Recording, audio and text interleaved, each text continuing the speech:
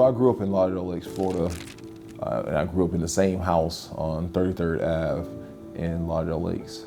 And my life there, I thought was awesome, really. It was a time that I enjoyed with my family. I had a lot of friends, but I didn't realize at the time that that wasn't all there was. This is where I spent my entire life. This is where I grew up. I grew up right here on this very street, and it's where I played football on the street. It's where we played basketball in our front yard.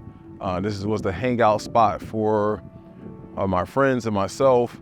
This is where also, interestingly enough, I got baptized in our backyard, and it's been part of my life and part of what I have done right here at this house right here. I spent hours in this community helping out, serving all my neighbors, cutting grass and fixing things for old ladies that could not afford it. And this is just part of what we did as a community here in Lauderdale Lakes. I spent my high school years in Pompano Beach at Ely. And my time in Pompano was always also eye-opening, and I enjoyed every minute of it. Even though there were drug dealers and other things going around outside of the school, football was able to keep me on track. This is where I learned how to be a champion. It's where I worked with my teammates, we became a family, and we put in hours and hours on this field and in the weight room here to get to our goal, which ultimately did with a 5A state championship my senior year. I guess the best way to describe this is where the pivot happened, where I changed from just being an athlete to being a dedicated team player, to a captain, to a leader. And this is where all my leadership skills that I use today kind of came about.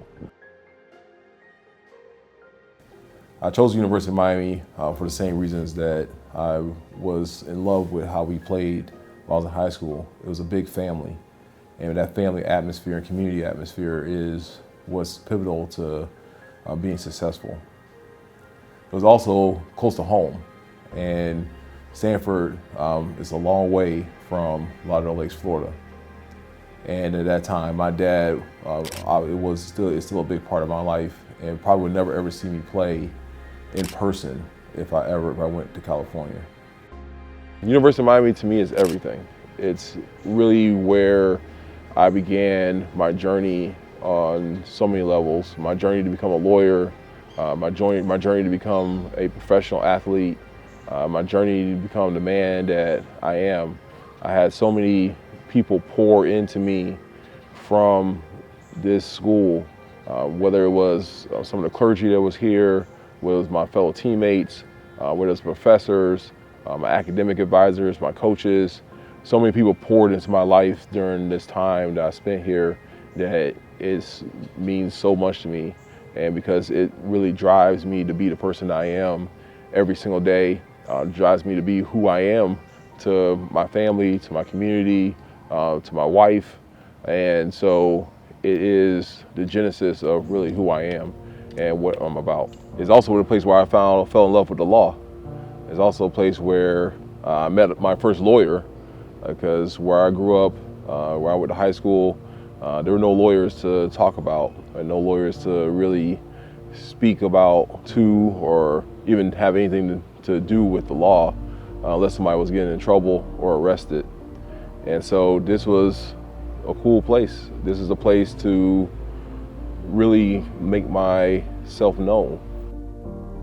See, again, every struggle, everything that happens doesn't happen without a reason. So when I dislocated my kneecap playing in Louisville, Kentucky, I didn't know that that injury later on would probably save my life. On the night that my teammate Brian Pata lost his life, the only reason why we didn't arrive home at the same time was because I needed to stop at the training room to get treatment and ice on my knee. So our entrance into our apartment complex was delayed about 5 to 10 minutes.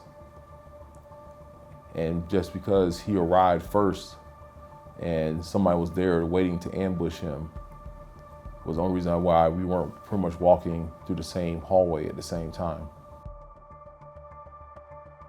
Because after my teammate that was murdered here, just about a few feet from where we're standing, kind of changed the dynamic of us. It was something that brought us closer together, but it was something that was changed how I viewed what was going on in the world. And it also set off a series of other killings. Another one of my high school teammates got killed a few months after that. Sean Taylor, one of my teammates, gets shot and killed a few months after that. And so there was a lot of loss within a year. And we together came closer. We actually decided to get married and did that. And took a leap of faith.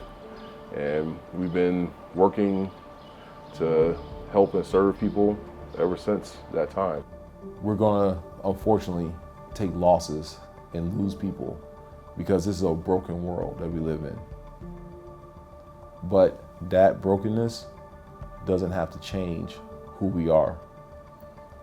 It should motivate us to do better, to create a better life, to create a better world, to answer the call of protecting the people in our community. It's not a time to make excuses for people. People have to be accountable for their actions. But it also means that we have to be ready to forgive. Since I believe in a God of second chances, I believe that you can have a second chance.